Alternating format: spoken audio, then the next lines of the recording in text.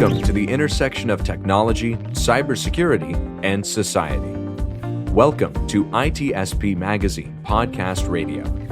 You're about to listen to an episode of Through the TechVine. So be quiet, pay attention, and get inspired. There is one truth that is not told enough. Technology is not magic, but it can be magical. Technology is human. It is part of who we are, our evolution, our future. Will it be a dystopian or utopian one? Well, that is up to us and nobody else. Knowledge is power, now more than ever. Blue Lava is the first business platform for CISOs to manage their security program. Blue Lava guides security leaders to effectively measure, optimize, and communicate their security program with confidence and ease in one platform. Learn more at bluelava.net.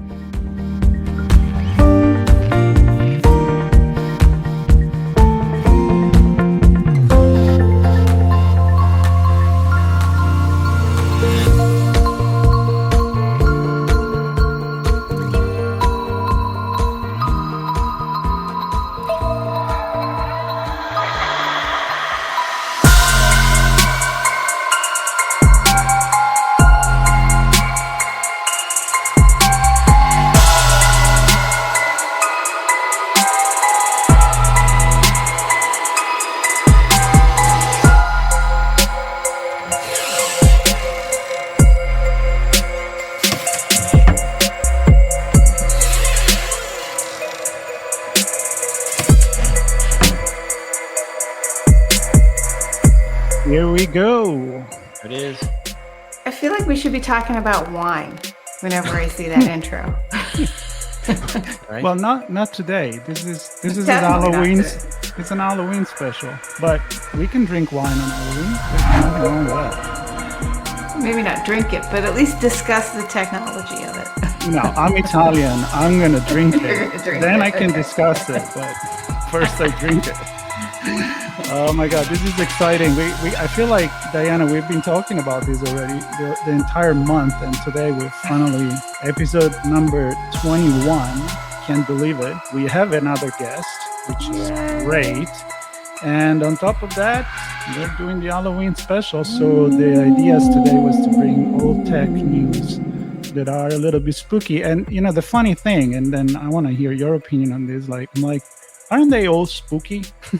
In a way, you know, artificial intelligence, cars that drive themselves. Try to tell this to someone like 50, 100 years ago, and what would they think about it? Black magic, right? It's all ghosts in the machine anyway. That's right, the ghost in the machine. Sean, what's going on? You feel like introducing our guest today? It's a ghost, by the way. No, they're watching, and I'm not comfortable with that. Oh, I'm watching you. It's kind of like somebody's watching you. It always feels. I feel like your picture actually is more It's watching us. Yeah.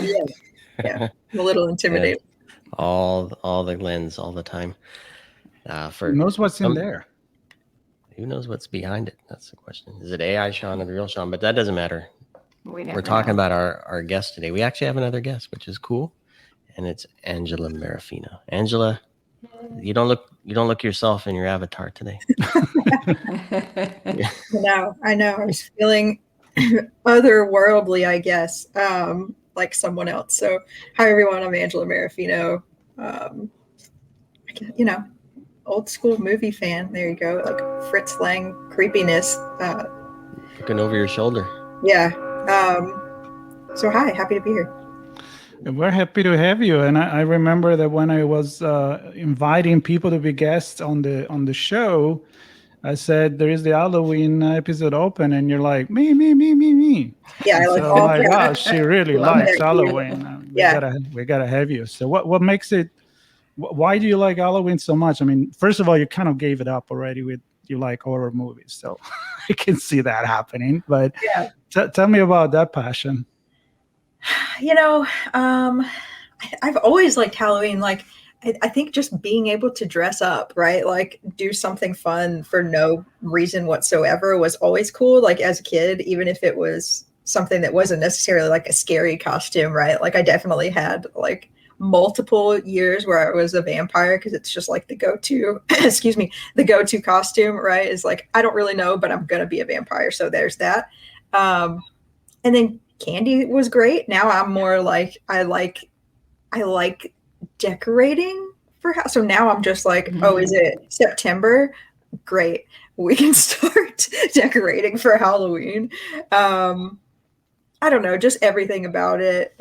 Just like I'm a kind of a night owl as it is. And so I like the dark. I don't like bright lights and like, I get more done at night. So it just, the theme of it all just makes sense for me as an individual. Cool. And Diana, why do you like Halloween apart from dressing the dogs? I know that. I think it's really about dressing the dogs for me. I mean, that's my favorite part of it. I also love seeing other people in costumes, especially the really creative ones, because I've got some creativity in me, but I look at some of these costumes that people come up with, and I'm like, that is so smart and so interesting when they do things like puns, or they play off of something that's happening right now in the news, or they figure out who they look like. So I just love seeing what other people come up with, because there's just so much smart creativity, and the craftsmanship that some people put into their costumes is amazing. Sean, do you dress up as Sean? As AI. There was a time, well, obviously with kids involved, used to dress up quite a bit, and then as an adult, going into work, I would dress up quite a bit. Sometimes lazily, who cares what I was wearing? Sometimes extravagantly with some serious costumes. But yeah, I haven't really dressed up recently. Yeah, because But not happening this year. Being in the middle of the mountains in the middle of LA, unless you're off to a party somewhere, no reason to dress up. All right. So I want to be. I was looking for the tech, spooky tech, and that's when I started thinking, as I said at the beginning, how every tech, in a way, it's spooky in its own way. But then I found this website that has these very short little jokes, Halloween jokes for kids, kind of like Dad's joke. And so I'm going to sprinkle them through the episode, and I'm going to take responsibility for that. So I'm going to go with the first one, which is inspired by actually what Angela said, is she used to dress like a vampire. So how can you tell a vampire is feeling sick? Give it a try. Anyone? I don't know. I can't. I mean, if you watch What We Do in the Shadows, we know that Nandor the Relentless is feeling tired of his everlasting life. So he's decided to go into a deep sleep. But that's not, well, it's funny if you watch the show. But Well, but this is a joke for kids. So Angela, you want to try? I have no idea. But I can't wait to hear what it is. He starts coughing. No! I told you they were dad jokes. That's great. That was good. You didn't say bad dad jokes. I laugh a lot. I mean, I like this stupid stuff. So I got another 10. So be ready to be spooked by these jokes here. But let's do something for a change. Why don't we go with Angela first, and then we give the honor of the first tech news to discuss to the guest. What did you bring? Yeah, so some of this may not be new news, right? Like this definitely probably isn't a new thing, but I think bringing awareness to the fact that this could be a thing is new. So I was reading an article about what they like to call what is being referenced as like a Frankenfish. I was like, this is Frankenfish, like Frankenstein fishing PH. So fishing campaigns that are taking parts of other fishing campaigns and tactics and techniques to create new ones, right? So people that are like that. First of all, the fact that fishing as a service is a thing probably isn't known to everyone, right? So for those of you who are like, what are you talking about? You can hypothetically, right, just like pay for a fishing kit, use it as a, easy way to not have to manually build your own fishing tools, right? So easy way for an attacker to get that and use it. And now they're starting to put them together, which is allowing them to be obfuscated more easily, harder for our detections in the world, right? Our detections to identify them, and so it's just crazy, like the fact that there's so many things that you can do now, just to steal credentials. It creeps me out. And like you said, it's all creepy. If you think about it, like all of tech is, how is it even working? But the fact that, it's no longer just a simple phishing campaign. It's like 10 of them put together to fool you. So what does it mean, put together? Is it like randomly put together to avoid detection, or is an artificial intelligence?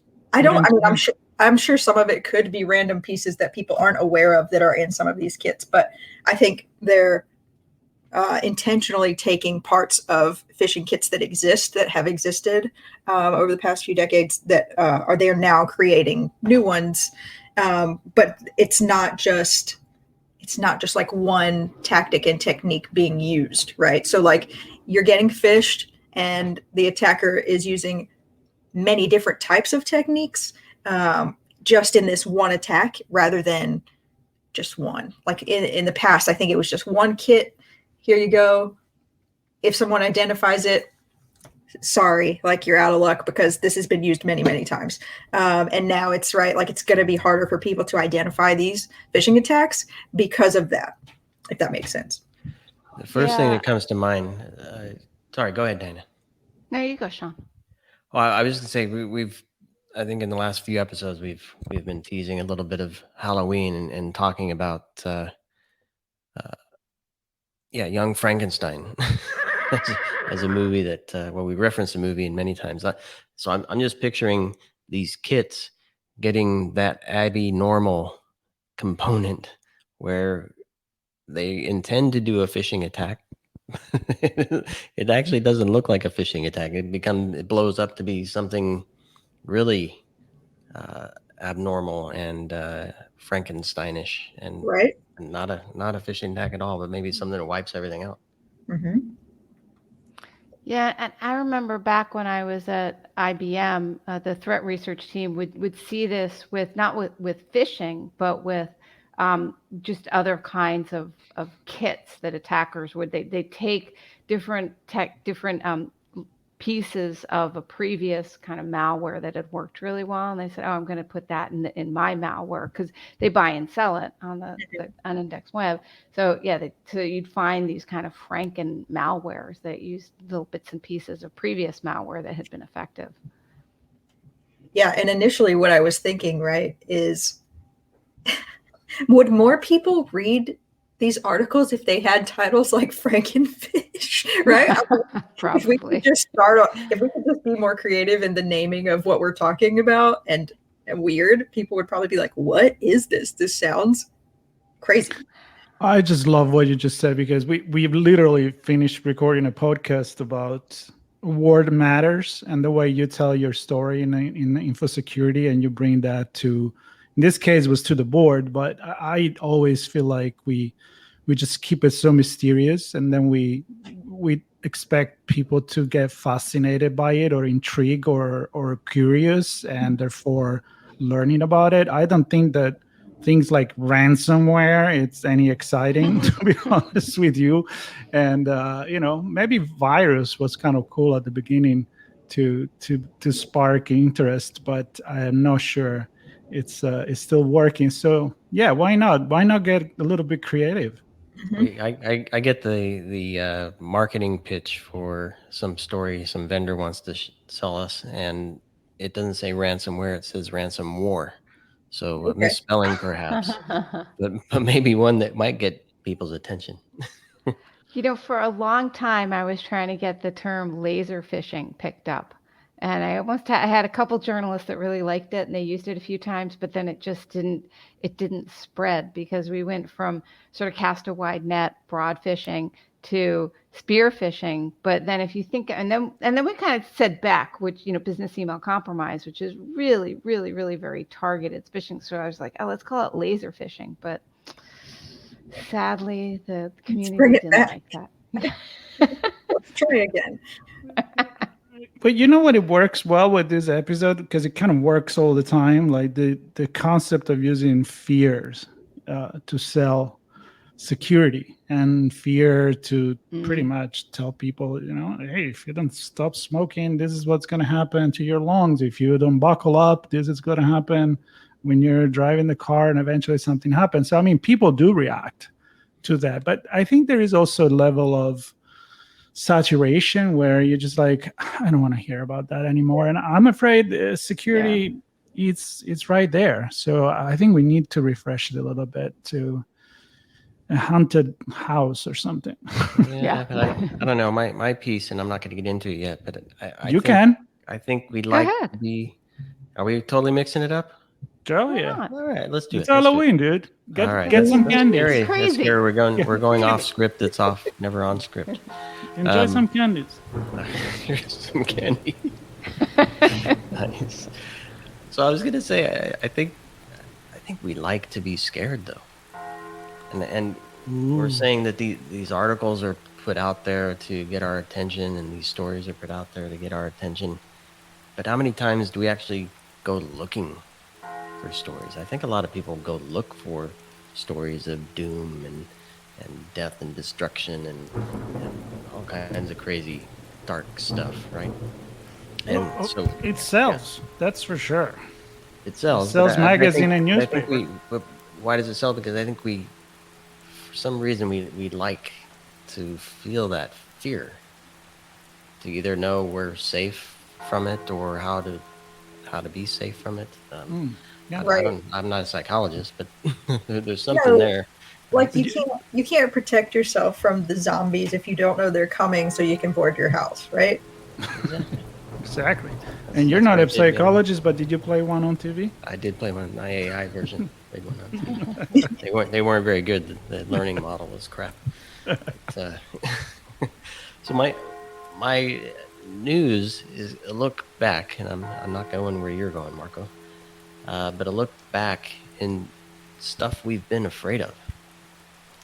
So today we're afraid of AI taking over, and there have been more recent stories of Wi-Fi and cancer, maybe 5G and cancer now. But if we look back in this piece, back to the 16th century, there was somebody that tried to instill fear for printing presses and books, claiming that we would be overwhelmed with information overload, and we would be confused by the harmful abundance of books. So obviously we overcame that and we printed a bunch of books, but this was one thing we were scared of at the time. Electricity in the 19th century. We had people who were afraid of that. And let's see here, what the White House staff turned the lights on and off because he was scared of getting electricity. President Harrison, evidently. So it doesn't matter who you are, where you're from, what your job you're doing. We're scared of different things. Marco, you'll love this one. 1936, magazine called Gramophone. Basically said the arrival of radio would be detrimental to society, similar to the books thing, where we would no longer read, right? So the radio killed the books. Kind of that message. And the final one, and then I'll let everybody comment, and we can dig into some of these if you like, but is email. So in the 90s, people were afraid of email, with one person quoted on CNN, evidently, saying that email would hurt the IQ equivalent, if not more, than the way pot does. What? So all these things are technology, right? Maybe not the technology that we're talking about today, with fishing and AI and machine learning and IoT and all those things. But early technology, we were afraid of them. And so that's why I say I think we like to be afraid of stuff just because. And maybe. No, go ahead. Just to say, maybe we're partly feline too. Felines don't like change. You know, you move a chair in the living room and your cat gets really upset with you. So maybe just there are humans that are like, that's new. I don't like it. It's scary. Such a real example. Well, we are in a way like that. And I mean, I'm going to bring up one of my favorite quotes that I've used many, many times, which is from Arthur C. Clarke. Any sufficiently advanced technology is indistinguishable from magic, which is what we don't know. We're afraid of it. I mean, we used to worship the god Volcano because we didn't know how a volcano erupted, and we thought there was an angry god mad at us. And there are plenty of example of this all over the places, all over the history of who we are. So bring something new right now and it gets really, really scary. I mean, Sean, I mean, imagine, I'm not sure I understand the email fear. But I have it. I have email fear right now. Well, yeah, I do. I have no fear if something bad is going to happen, but yeah, I don't know about the email fear either one. There was a separate article I found a bunch of stuff on it, and this one's too strange not to call up. It's a scenario that people are afraid of. I don't know how widespread it is, but it's called the paperclip maximizer scenario, where humans are ground up into paper clips by an overeager AI. Oh yeah, I know about that one. Yeah. When AI focus on a goal and the whole objective is to achieve that goal, and there is no contextualization of it, then it could turn out that if you tell an AI to maximize the production of paper clips, then it could kill humanity just to do that. Is that a Black Mirror episode? Yeah, it's actually, I believe it was in an example in Life 3.0, Max Tegmark, about the various scenario of artificial intelligence. But yeah, you need to decide what are the variables that really matters, because if there is only one goal, that's what is gonna. I mean, think about Space Odyssey, right? I'm afraid I cannot do that, Dave. HAL, which is IBM, just one in HI. Yeah. AB. Is HAL still around? Is HAL still around? IBM's still around. How about HAL? Is he the CEO? We don't know about it. Yeah, I'm not sure if HAL's still around. I don't think HAL was ever real. But, you know, one thing I was thinking about with the books and with the email, and, you know, a lot of this is about information. We're getting too much information. And you kind of left out video killed the radio star. But anyway. I was waiting for it. Thank you. But one of my favorites. I've left that open for Marco, and I'm glad you took it.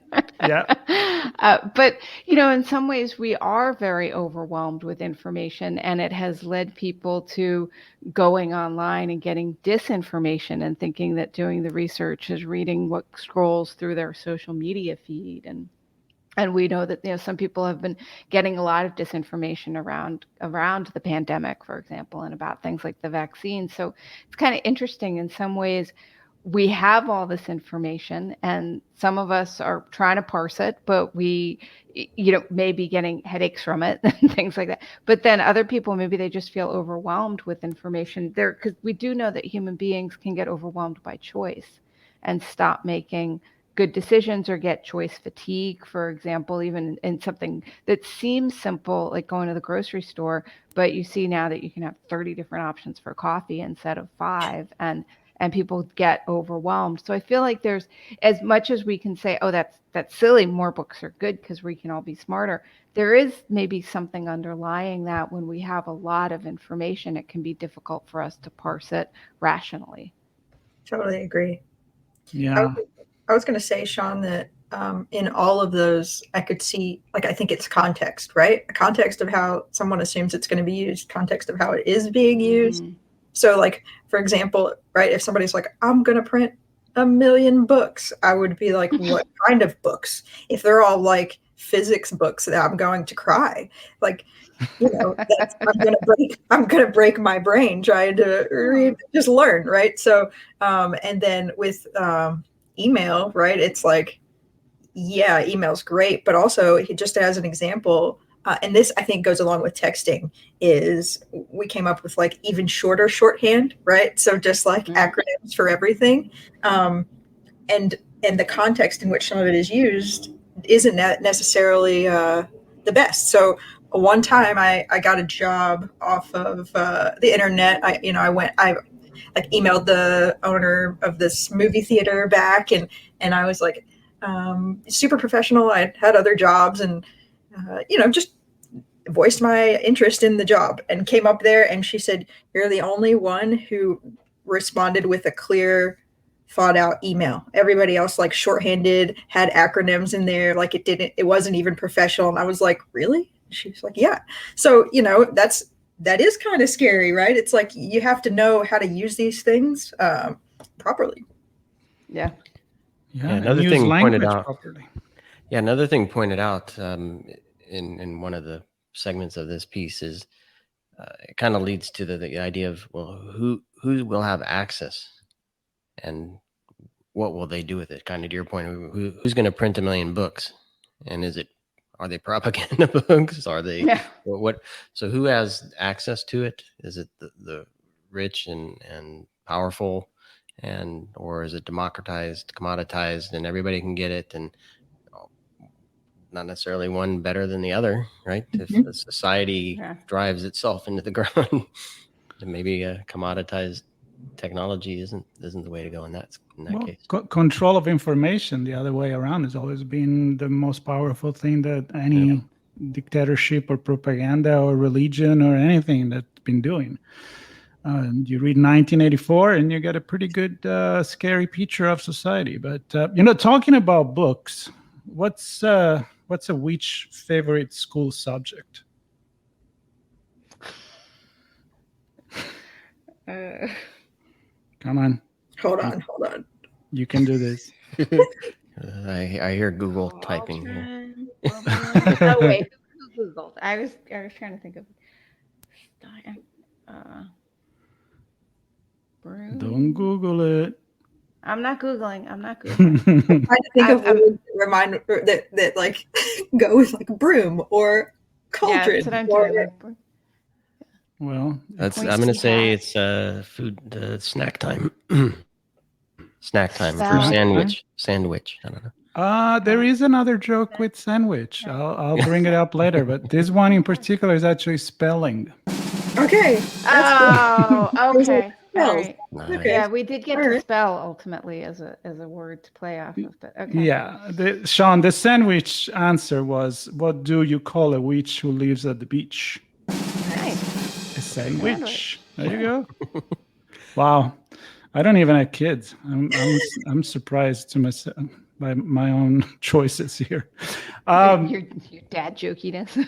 Yeah. I like to do that, and I usually pretend like one of my dogs says the joke, so it's not. I'm not responsible. I just say, Luca says this, and we all laugh, and then I'm thinking like, no, I'm the idiot one. All right. Well, I say we move to the mummy. Okay. All right. So, mummies, minus on mummies. In the 1990s, in the Tarim Basin in Xinjiang Uyghur Autonomous Region, which is depending on how you talk. Okay. Yeah. So near China. We all know where that is. China. Right. I know the coordinates. Yeah. I go there for coffee every day. Sure. So they actually discovered hundreds of mummified bodies. And they were in these boat-like coffins. And this is a very dry desert climate. So them being in boat-like coffins was kind of a surprise. They were about 4,000 years old. And they had been really, really well preserved. So well preserved because of that climate that they could distinguish facial features and even the hair color and a lot of what they had been buried with in their coffins, so what the mummies had been buried with. And it appeared from what the archaeologists could determine that their clothing had been made of this felted and woven wool. The food in the graves indicated that they were agripastoral. They had eaten wheat and millet and even kefir cheese. And their features looked what would be traditionally called Western, which wasn't expected for that area, which was a more Eastern area. So there's a ton of debate around the archaeologists about, who these mummies were, where were they from, where did they live, why were they in boats in the middle of the desert? And as you could imagine, as happens when scholars find information, a lot of big debates started up, and there were arguments about where they were migrants and newcomers to the region. And there was just no way back in the 90s to figure out what the heck had been going on with these mummies or to get any more information, because they're 4,000 years old and they were lucky to have as much data as they did because of the preservation. But thanks to modern DNA sequencing technology, international group of researchers just last week completed genome sequences of the Tarim Basin mummies and compared the genomes of those mummies to some mummies that had been around about 1,000 years before in a neighboring basin. And thanks to the analysis, they could actually determine that these mummies were not migrants, but they were descendants of a kind of population that completely disappeared after the last ice age. And only a small number of those genomes still survive today in any living creatures and humans. And most of the humans that have the fraction of genomes that have survived are either in Siberia or in the Americas, so really, really far from the Tarim Basin. And the other thing that the DNA indicated to them was that they actually probably hadn't been migrants. They had lived there for a long time, but they had stayed genetically separate for some reason. So that's known as genetic isolation. And they also could figure out that they, even though they were genetically isolated, that they seem to have openly embraced, and this is a quote now from one of the researchers, they seem to openly embrace new ideas and technologies from their herder and farmer neighbors, while also developing unique cultural elements shared by no other groups. So thanks to the amazing technology of modern DNA analysis, we were able to find out more about these mummies. However, questions still remained because they still can't figure out, DNA couldn't tell us why they were buried in boats, and no other mummies or bodies that had been found in that area were buried in the boat coffins. They are very unique to these Tarim Basin mummies. So thanks to modern DNA technologies, though, even though we still don't know the answer about the boats. So that was my spooky tech. Maybe they were pirates. I was wondering if maybe it was part of their cultural belief system that in order to get to the afterlife, you needed to float or go on a boat. Somehow you needed to travel. I thought maybe that could be. That was what the Egyptian, if I remember well, that's definitely right? a thing, right? Is like some people had to be sent off, like that, instead of burial, you got sent off in a ship, right? Well, not a ship, but like something that floated. Yeah, metaphorically. Yeah. Were they any close to? I mean, I don't know if you said it, I missed it, but were they close to like a lake, a body of water, and or not? I don't think so. I mean, we know that over time, in thousands and thousands of years, right. Some places that are deserts now did have water. But in this basin, from what I read, no, they weren't near water, and there hadn't been water at the time because it was dry desert conditions, or why they're so well preserved for thousands of years. That's cool. They're preparing for global warming. It could the water did rise. To be very prescient. Yeah. They said in case water ever gets here, we know that our mummies are going to float to where they need to go. Exactly. Yeah. What's interesting is how there was a book, I don't remember the name of it, but they were making all this association. Oh yeah, it was about alien life. So I think it fits, like alien came to the planet Earth many thousands of years ago because they found different kind of technology in different parts of the world that, according to the technology of the time, people would not be able to develop it in so many different separate ways. I mean, like you said about the DNA, that they found a similar DNA, but it's actually not connected to them. So how that's a mystery, and how different culture they develop similar technology around the same time, but a completely different part of the world. And so the theory was that alien brought us the technology, and that can get spooky too. That can get spooky. Yeah, it is interesting. Like even sometimes with species, like with dogs, they're not sure if they all originated at one place or if they seem to have kind of sprung, because there's research. I mean, the general consensus is that dogs sprung up in one place, but there's some data that indicates that maybe they kind of morphed in two parts of the world at different times, and they morphed in similar ways off of wolves, and dogs, basically wolves created dogs a couple of times rather than just once. But I think I read something about that recently too, that was like, actually they're not from the wolf that we thought they were. Yeah. And so it's like, surprise, you're not the wolf you think you are. Yeah. The wolf you're looking for. I like to think they come from coyotes, straight. Some of them look exactly like coyotes, right? But you know, if you think about it, so because I think about it, I know you don't. whatever clone Sean you are today, but I mean, if we all come from, evolution, I think we all believe in that here, and this DNA just evolve. Our cellular get more complex and complex. It just didn't happen in one specific place. It probably happened in a lot of different specific places. So why, due to, the probability, why shouldn't we assume that same thing happening in different places? And that makes more sense. And I think lately we're discovering how remember what we said, that maybe the first humanoid was found in Africa? Well, guess what? Now we find something in South America. Now we find something in Australia. Yeah. So I think we're kind of cleaning up this idea that things needs to be so simple. Maybe they are way more complex than what we want it to be.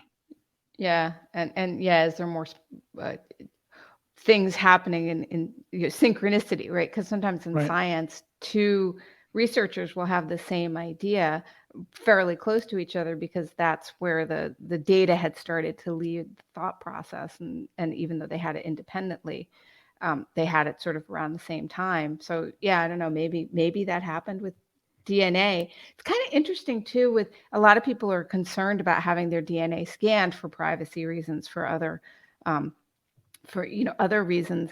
But then also, if we can start to figure out, like in this case, they're saying that this particular set of DNA only still, the little bits of it still exist in very different geographic locales, and we wouldn't know that if we didn't have some samples of DNA in modern times. And maybe if we have more samples, maybe we'll find more in that region. I don't know. So before you brought up that example, Diana, I was thinking, would any of us care if we're the subject that's found 2,000 years from now and are being used for research? Oh, that's a good point. Yeah, like these mummies can't consent. Right. Maybe they're going to come back and haunt the researchers. Haunting mummy. I'm sure we all have different plans for our future self. I'm not going to be in a form that people will be able to do that. So I want to do that thing where they can be fertilizer. I want to be fertilizer for a tree. Oh, something interesting I read the other day was that you could be cremated and then made into a like timer that you flip, like for games, and then you could still participate in game night. Oh. Well, the tree, you can already do that. There are companies that do that for animals, for humans. Yeah. You could do anything. You can be shot into space for the right amount, Yeah, but the privacy thing for mummy, it's puzzling me. Yeah, it's true. The mummies couldn't consent. You raise a really good point. And how could we find their ancestors? Could we find their ancestors that maybe they could get sued for violation of mummy DNA? What about putting their picture on social media? Do we have the right to do that? And there's a photo of one of these mummies that it accompanies the article in Fizzorg that I found the information in. So you're right. They should upload the DNA to 23andMe. See, I think we're reading the signs wrong. We're thinking mummification and put in a boat-like box as preservation, and I'm reading it as don't look at me. I want to be private here. Yeah.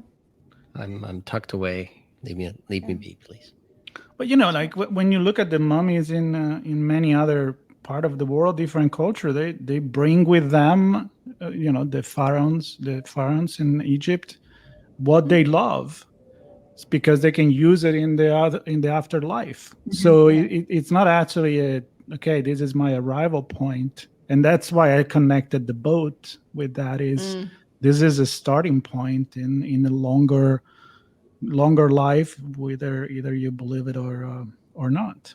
Yeah, the journey where they brought their felted woven woolen clothes and their kefir cheese. Yeah, go ahead. I'm like, how can they figure out there's kefir cheese 4,000 years later? But we don't know. Talking about food. What is a ghost favorite food? Blueberries. Fluffernutter. Sean, you love food. Do you know? all food. I don't know the answer. It is a spaghetti. I like blueberries. Before they were called dad jokes, they were called groaners. These kind of really, yeah, yeah, which is also a good name for them. Do you want to know something about? It also brings food back in because there'd be tomatoes flying right now. Lettuce. Okay, so why don't we talk about ghosts for finishing this conversation? And bust a move, man. Bust a move. I'm gonna go with, I don't know if you noticed the name that I choose, Ecto-1. Does that inspire anyone? Does anybody knows what Ecto-1 is? Ghostbusters? Woo-hoo. Is that the license plate? Yeah. Very good. That's the Cadillac 1959 ambulance Cadillac that they use. Call it Ecto-1. I gave it up. Very good. See, it wasn't a joke, and you guessed that one. Well, the reason why I want to talk a little bit about Ghostbusters is because, first of all, I bring some old tech to the game and news from the past, and I think Ghostbusters is always going to be a big Are you classic. the key master? Am I the key master? No, yeah. I'm not. Sean is. Okay. He has all the keys. I do. I lost him. But, yeah. He lost them. That I were locked out. No, this morning I was listening to Apple News when they do like those 3 little pieces of news every day. And there was this story about how ghost presence in or paranormal activity in a home can affect the value of the home. And this goes back to, the 1800s, and some stories about people purchasing a home, putting the money down, and then knowing that they claim there are ghosts, and so they were actually able to get out from the contract because it would not allow them to make money from the reselling of the home, or they were scared of it. And so in many states, there's actually laws that protect the buyer if the owner, the seller of the home, doesn't disclose the fact that are paranormal activity going on in the house. And I found it very interesting, and that's how I connected with Ghostbusters. But can you imagine making up these stories just to affect the value of the home? Yeah. I think that the house that was inspired The Conjuring was on sale in Rhode Island over the summer, and they had made it into like a micro museum with all Conjuring posters around, and I think the whole thing, they got a lot of publicity just for selling it as the Conjuring home. So, I mean, I guess sure, it's famous, right? So I think there's two parts, right? It's like, do people who are fanatics of, right, like ghost and paranormal activity and stuff, they'll be like, yes, this is the best thing ever. And then everyone else is like, no way, I'm not going near it. Forget it. And I totally believe that this is true. And now I want to look up the laws in my state, because there is a home in my neighborhood where the last resident passed away and it hasn't been able to sell, and everything else goes in like a day. So totally, like, you know, people are steering clear of it, and I'm sure it's been disclosed. You know, it's like, that's insane, because everyone wants, you know, a home in this area, and it's like they're sitting there. Yeah, and if you one of the things that they were talking about, two other things I want to add to this. One is the fact that because in many places, and I'm not even talking about Europe, I'm talking about the United States, where, you know, we have way much older homes there, but many of the homes were actually built in 1800s, so they change property so many times that the chance that there has been like somebody dying in the house, or even a violent death in the house, it's pretty good chance, right? So technically it's all about, do the actual owner believe in it or not? And statistically they say that 1 out of 5 people, they believe that they have experienced some paranormal activity in their life, not in their homes, but in their life. So it's pretty common, and I can see how you wouldn't want to move unless you really love to be spooky and spooked to move into a house that claim that there are ghosts. So wait, you said 1 out of 5 experienced some paranormal. So that means, I am not reading it. I listened to it today, so don't hold me up on that. But I'm pretty sure. Yeah. So did one of us? I mean, I know we're not 5. We're 4. No, unfortunately, the one that experienced it, it's not here. It's not with us. Okay. Okay. I definitely think I have. Oh, see? Okay, see? Right. Go. 2 out of 5. One out of 4. 2 out of all of us. All right. So yeah, tell us what's the experience. Lucas us. No, I don't want to talk. Okay, or not. That's cool. No, when I was a kid, at my parents' home, I had a different room. Like my sister is much older than me, so I had a different room when I was a very young child than to when I actually grew up in there. And so, like, the first room had, like, my bed faced a door that was typically open because I was a child, and like I could see the hallway, and like I saw stuff like going down the hallway at least a handful of times, which is too many times. And so, you know, and I've read stories and stuff about, like, you know, kids are more prone to like being aware of that type of stuff than adults, right? And it never happened like as I grew up or anything like that, but I don't think that house is haunted per se, but definitely like some creepy sense of, you know, like a ghost type figure passing my door down the hall, which is not fun. There's some spook. Spook. Yeah. Wait, I mean, every that house is never going to sell now. Well, they don't want to. I beg them to move. I'm like, please come visit me. You know, they're on the East Coast, and like they're never going to sell it. So, well, kids are definitely more prone to that because their fantasy, their imagination is going a million miles an hour. But so there is a business side of this story. So there is this lady. Always money. Oh yeah, oh yeah. There's money. So there is this lady. She used to be a banker and somebody like a consultant in a bank, and she made a business out of cleaning up the homes from these paranormal presence. So kind of like a modern day today's Ghostbusters, and she is paid by realtors that they hire her all over the world, and she goes in and she does some exorcism, I guess, and then she kind of say, hey, the home is clear now, and all of a sudden people believe it, and they can sell the home. Are smudge sticks involved? I don't know. There is probably incense and and a lot of technology that make me think about the technology connection with the Ghostbusters. And first of all, when the Ghostbuster movie was done, was the first one, because they've done others, and actually one more is coming up in 2022, I believe. And the first one was 1984. And that's 37 years ago. And you remember some of the technology that they were using to fight the ghosts? The thing about the streams, what was that called? The particle thrower. Was that it? Yeah. And then there was the proton pack. Yep. Proton pack. Yeah.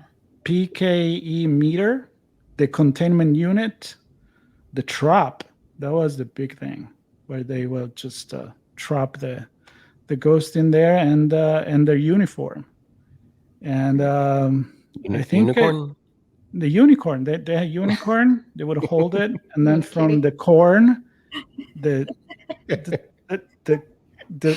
rainbow would capture the ghost. There you go. I just made a new series. The next Ghostbusters is going to be It's going to be even the 2022 version. You kind of mix it up with Harry. Yeah. You mix it up with Harry Potter and the Patronus, but Harry Potter, Children of the Corn, Ghost. No, wait. Is this new Ghostbusters? Is it going to be a continuation of the reboot with like Melissa McCarthy and Kate McKinnon, or are we going back to the original folks? The new one is going to go back. I think the new one is actually going to go back to the original one. Okay. Yeah.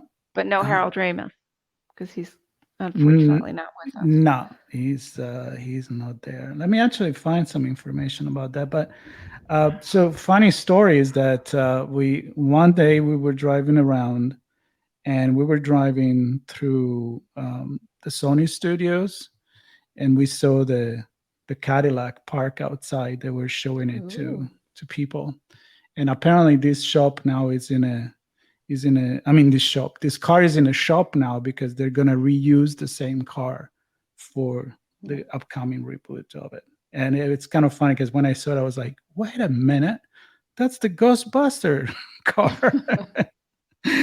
And that's what happened when you live in LA, I guess. That's awesome. Did you start dancing and singing? Oh yeah, I had to find I had to find the Ghostbusters song right away. Can we have another joke? You want another joke? Yeah. Take us out with a joke. Yeah. Okay. I'm gonna give you more than one. So, what do witches order at an hotel?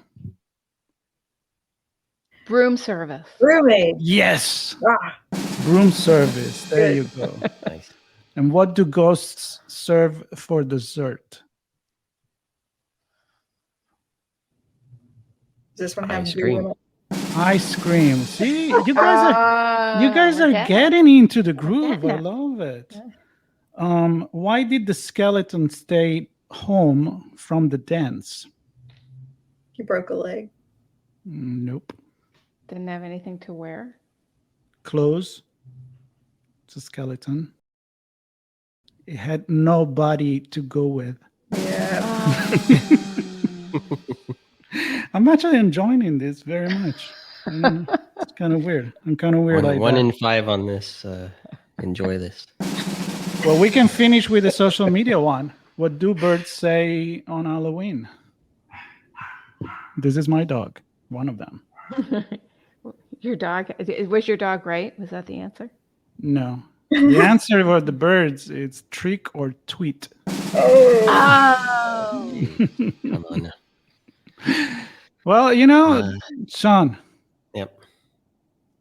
I want to know, what's your favorite Halloween movie? Let's finish with a round of that. Favorite Halloween movie. It cannot be Ghostbusters. That's too easy. Boy. There's an Italian one. I can't remember the name of it. It's a gory one. Suspiria? Yes. Dario Argento. Yeah, that's it. Yep. Well, he scares the shit out of me as a kid. I He's can tell you hardcore. that much. Yeah. Well, Angela, you're kind of an expert. Do you agree It was a with tie that? actually between Suspiria, the old one. The new one is actually insane, but very good. Really? So the old Suspiria, but like a Cabin in the Woods is actually my favorite scary movie because it's not that scary, but there's a part where it's just like really amazing and fantastical, and my jaw dropped like in the theater, and I was like, wow. So yeah, that's the fun one, and it's as I get older, it's the less scarier ones that I like, unfortunately, but that's just the way it is. Do you really get scared and you just love that feeling, or you just like the suspense? Or I mean, I like the suspense. do you but jump off the chair? I think I hurt more than that, but I think it's more of like now I can't handle realistic situations. So anything that could potentially actually happen, I'm like, nope, don't want to know about it. Right. Yeah, we know too much. Yeah. Yeah, makes sense. How about you, Diana? You have a go-to Halloween movie? Yeah, so I kind of tipped my hand by mentioning that, but I really enjoy. We're liking the Conjuring series quite a bit because it's like kind of psychological. Annabelle's kind of hilarious and campy when she shows up, but then Vera Farmiga and Patrick Wilson are just so touching as the two ghost hunters that they actually make you really care about their love story too. And over the course of the series, as these husband and wife trying to go in and exorcise the family, so it's hilarious and touching and scary all at once. She's great. You guys are real hardcore horror. Like I'm a Tim Burton fan, so I like that kind of Halloween and the Big Pumpkin, Charlie Brown. So I watched one yesterday. Yeah. I watched those. I watched, my favorite is The Nightmare Before Christmas. I just love that one, and yeah, I'm more of the soft side of Jack Lantern than the gory stuff. So I don't know. I hope that we scared people enough into technology, and at the same time make them feel comfortable that once you learn about it, it's not that bad. Or is it? Until you're gone, then you have no more control. Until you're a paperclip, everything's fine. Maybe they'll make a movie about that. Microsoft did something with a paperclip. Oh no. That's really scary. Talking about something that haunts me all the time. Clippy. Ooh. Clippy's Revenge. That'd be a great movie. What? You know, it'd be kind of creepy if now on my Mac I would see Clippy show up and having like a knife, and I hear like figure out a way that fish can that. Like, don't steal any other information. Just put Clippy on his machine. Just somehow. That's gonna come into that Frankenstein fishing ransomware kid. It will scare me about the security of my system. That's for sure. There has to be an evil Clippy though, right? Like his alter ego. Yeah, kind of like with the fangs and bloody and stuff. I feel like now I have an obligation to create this like Clippy short film. Yes. Do that. It's your project for the holidays. Go for it. Well, I had fun. I hope people had fun with this. I want to thank Angela to be such a sport to come on and share your horror stories and be part of this. And of course, the Mummy, your pick, and myself, Acto 1. And happy Halloween to everyone. And we'll be back here next week with a guest. Can you believe it, Diana? We're going to have another guest. That's exciting. Congratulations. We are that popular. You're on a roll. That popular. Yep. I pay them, by the way. Angela, I'll send you a check. All right, everybody. Pay them in dad jokes. Yeah, I was about to say, pay me in jokes. I'll pay you with the funny jokes. I ran out of all of it, so sorry. Maybe next time. Yep. Let's roll out of here. Thanks everybody for watching, listening. See you all next week. Blue Lava is the first business platform for CISOs to manage their security program. Blue Lava guides security leaders to effectively measure, optimize, and communicate their security program with confidence and ease in one platform. Learn more at bluelava.net. We hope you enjoyed this episode of Through the TechVine podcast. If you learned something new and this podcast made you think, then share itspmagazine.com with your friends, family, and colleagues. If you represent a company and wish to associate your brand with our conversations, sponsor one or more of our podcast channels. We hope you will come back for more stories and follow us on our journey. You can always find us at the intersection of technology, cybersecurity, and society.